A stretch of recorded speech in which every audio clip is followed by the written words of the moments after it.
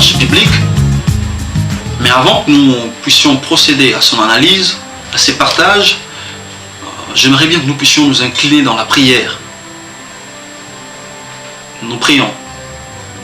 Seigneur Dieu, laisse que ton nom soit béni pour cette opportunité que tu nous as donnée. Nous te recommandons ces temps éternels et nous t'invitons, Jésus-Christ, à nous assister. Seigneur, permets assez que cette parole soit réellement une bonne nouvelle dans la vie de mon frère et de ma sœur. Au nom de Jésus-Christ de Nazareth. Amen. Alors, comme je le disais tantôt, je vous suis reconnaissant pour votre attention. Nous allons ensemble avec vous analyser l'histoire d'un personnage célèbre que tout le monde connaît. Il s'appelle Abraham. Alors sur ce, nous avons retenu quelques versets bibliques que j'aimerais bien lire ensemble avec vous au même moment. Alors vous pouvez prendre votre Bible et l'ouvrir dans le livre de Genèse, chapitre 17, verset 19. Nous commençons par ces premiers versets. Genèse, chapitre 17, verset 19. Nous lisons tous au nom de Jésus-Christ.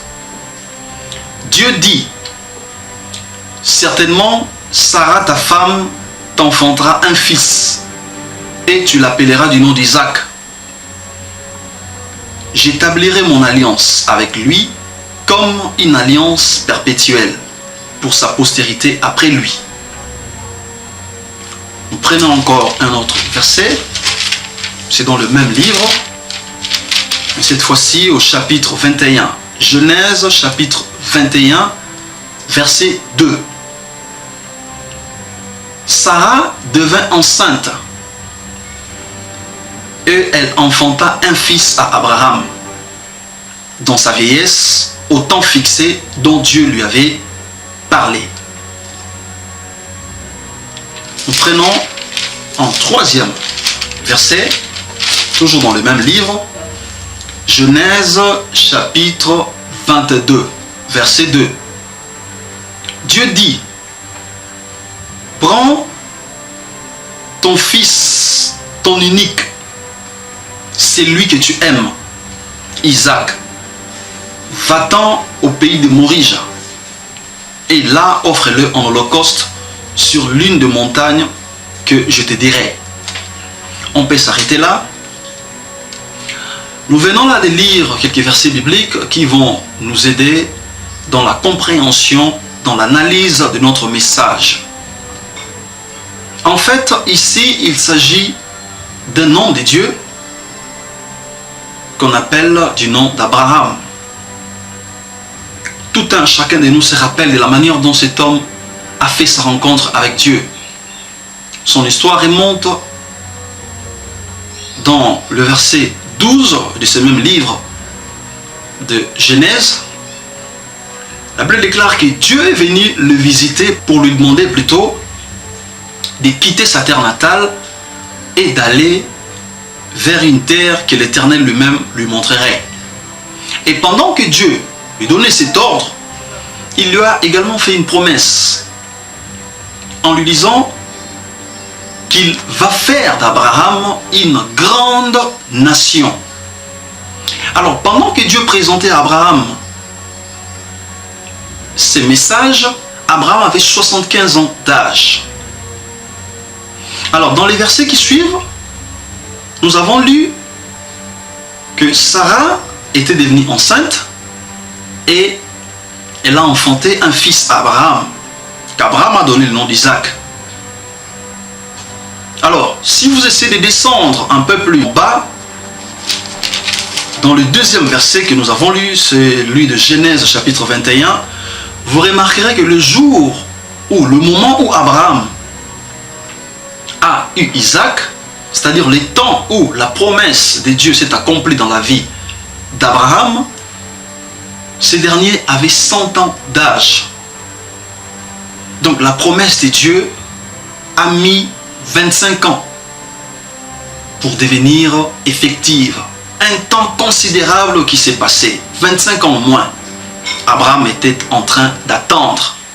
Il lui est arrivé à un moment donné de demander à Dieu, de présenter à Dieu sa petite dépression, Mais Dieu est resté ferme en lui disant que j'accomplirai ce que je t'ai promis, je vais te donner une postérité.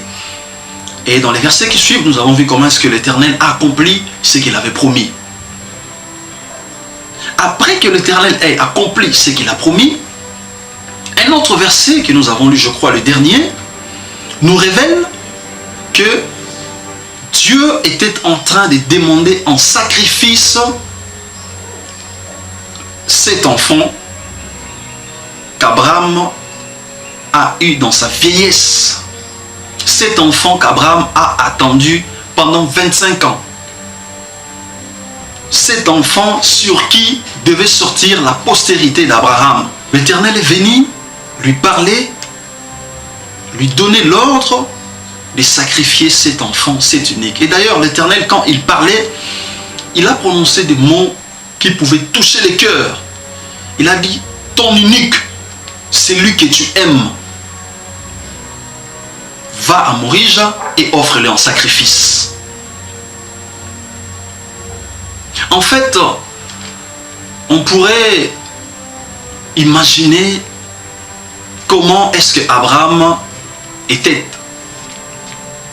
Humainement parlant, si on devait ramener cette histoire au jour d'aujourd'hui, je crois que beaucoup d'entre nous allaient peut-être soumettre cette voix de Dieu à des consultations prophétiques. Certains d'entre nous allaient peut-être dire, voilà, ça c'est la voix du diable parce que ça vient contredire la pensée de Dieu.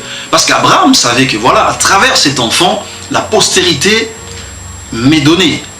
Mais voilà que Dieu vient pour demander à ce qu'on puisse offrir encore cet enfant sur qui ou à travers qui devait sortir la postérité. Au jour d'aujourd'hui, beaucoup d'entre nous, des chrétiens d'aujourd'hui, allaient peut-être soumettre cette question, cette voix, cet ordre de Dieu à des consultations, essayer de chercher si réellement c'est Dieu. Il y en a même beaucoup qui ne se donneraient même pas la peine de chercher à comprendre si c'est Dieu. Ils vont juste arrêter de dire, et voilà, ça vient contredire la pensée de Dieu, ça vient du diable, ça c'est ça, et je ne veux rien faire. Mais je crois qu'au travers de ces messages, nous allons comprendre qu'est-ce que Dieu veut vraiment nous enseigner. Abraham a attendu longtemps pour avoir cet enfant. Et Abraham, il a eu cet enfant dans sa vieillesse. Son unique. C'est vrai, il avait eu un fils avec Agar. Mais l'enfant sur qui Dieu lui parlait, sur qui devait sortir la postérité, était Isaac. Mais voilà que Dieu est venu encore une fois pour lui demander de sacrifier cet enfant. Oui, sacrifie cet enfant, c'est unique. Mais ce qui nous a beaucoup enseigné, c'est l'attitude qu'avait Abraham. La réaction d'Abraham. Or, la réaction d'Abraham n'était pas quelque chose de hasard, mais c'était une révélation. C'était une compréhension, une dimension très élevée qu'Abraham avait des dieux.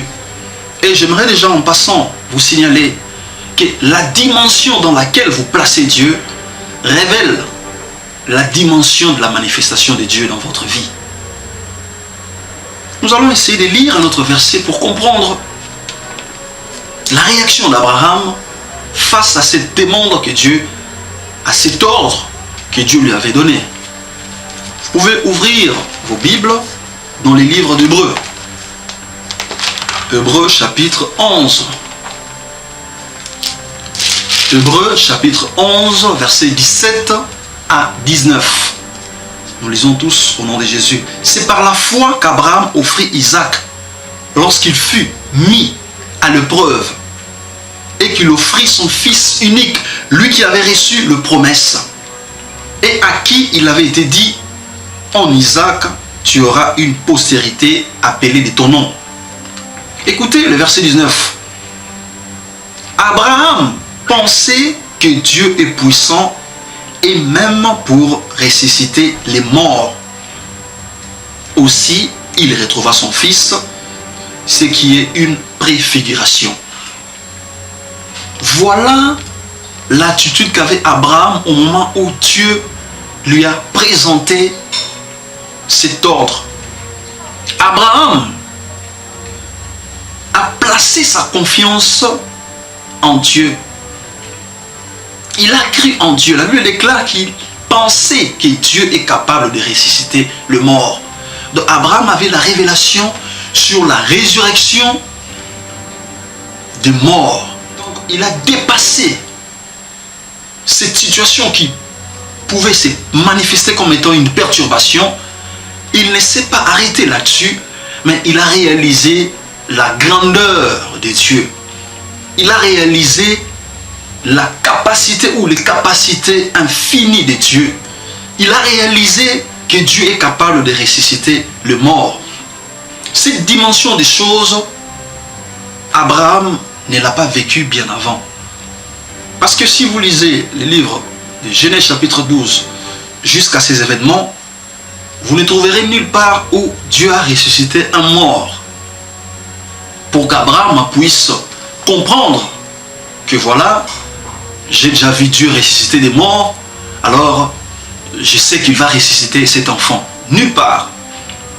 Mais Abraham, il a cru en Dieu, il a manifesté une confiance absolue en Dieu. La dimension dans laquelle vous placez Dieu révèle la dimension de sa manifestation dans votre vie. Cet événement s'était présenté comme étant une contradiction, comme étant quelque chose qui est venu pour empêcher le plan de Dieu.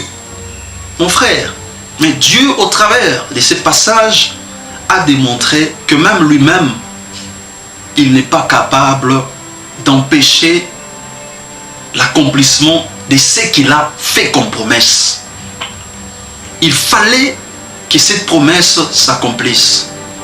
Et d'ailleurs, dans le livre d'Hébreux, nous avons lu, ici l'auteur nous parle comme si Abraham avait offert réellement cet enfant. Parce que quand il dit c'est par la foi qu'Abraham offrit Isaac, donc c'était déjà conçu dans son cœur, dans sa pensée, le sacrifice. Donc Isaac était déjà sacrifié. Mon frère, ma soeur, je suis venu vous dire une chose. Vous êtes chrétien. Vous avez cru en Jésus-Christ. Peut-être en ces moments où vous suivez ces messages, vous traversez des moments très difficiles, tout en étant chrétien. Vous posez des questions. Est-ce que réellement Dieu est vrai? Il nous a fait des promesses. Mais comment se fait-il que je traverse ce que je vois? Mon frère, ma soeur, les promesses de Dieu finiront par s'accomplir. Mais vous devez avoir une attitude comme celle d'Abraham.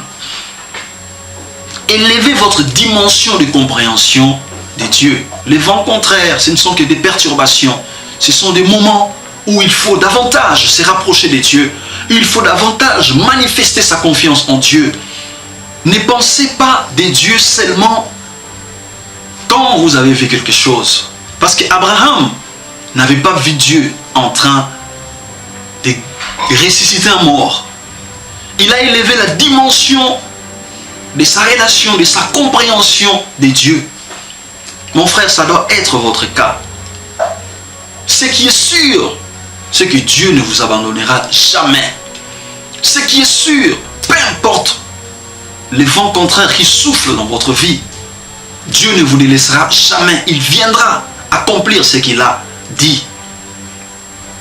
Si Dieu lui-même n'a pas été capable d'empêcher l'accomplissement de sa promesse dans la vie d'Abraham, qui d'autre pourrait se révéler capable d'empêcher l'accomplissement des promesses de Dieu dans votre vie? Personne, même pas le démon. Et il faut noter une chose, tous les vents contraires qui parfois peuvent souffler dans nos vies n'est pas seulement d'origine démoniaque. Mon frère, ne cède pas dans la dépression, vous qui nous suivez maintenant. Ne pense pas que Dieu t'a abandonné. Ne réalise pas que les promesses de Dieu sont fausses. Non, ce sont des vérités. Cela va s'accomplir à tout prix. Mais seulement, vous devez élever votre dimension de la compréhension de Dieu. Il n'y a rien qui puisse arrêter la manifestation de Dieu, l'accomplissement de ses promesses. Il n'y a rien. Ce n'est même pas un peuple, même pas un système politique, même pas, je ne sais pas moi, des lois. Parce que Dieu est capable de tout sauf rien. Vous qui nous suivez en Russie, vous qui nous suivez partout en Europe, dans le monde entier, en Grèce, parfois vous êtes dans la dépression, vous pensez que voilà, c'est fini pour vous. Non, ce n'est pas fini. Mettez votre confiance en Dieu. Mon frère, ma soeur, ce ne sont que des perturbations passagères. Cela ne va pas empêcher l'accomplissement des promesses ou de ce que Dieu a déclaré dans votre vie. Ce que Dieu attend de vous, c'est que vous gardiez une attitude de foi, une confiance absolue, que vous restiez totalement plongé dans le Seigneur. Aujourd'hui, Dieu veut que nous puissions partager ensemble avec vous cette pensée, ces messages sur la confiance absolue que l'on doit manifester en Dieu. Ce que vous vivez va passer. Les promesses de Dieu vont s'accomplir. Accroche-toi. Ne cède pas dans la dépression. Reste dans le Seigneur. Garde ta foi. Élève ta dimension de compréhension. Augmente ta façon de voir Dieu. Vivez dans les promesses de Dieu. Les promesses de Dieu doivent s'accomplir. J'ai utilisé l'obligation que personne ne vous séduise par des enseignements démoniaques, comme quoi votre foi est nulle, comme quoi rien ne peut se passer dans votre vie. Non, ne cédez pas à ce genre de messages. Restez, accrochez-vous à Dieu, au temps fixé par Dieu, parce que l'Éternel est intervenu dans la vie d'Abraham, au temps fixé par lui-même. Je ne sais pas combien de temps cela prendra, mais ça dépend de Dieu. Abraham même ne savait pas quand est-ce qu'Isaac viendra, mais Dieu est intervenu pour accomplir ce qu'il avait dit. Même la mort n'a pas été capable d'empêcher l'accomplissement de la promesse de Dieu dans la vie d'Abraham. Oui, c'est ici que nous mettons un terme à notre message de cette journée, et que Dieu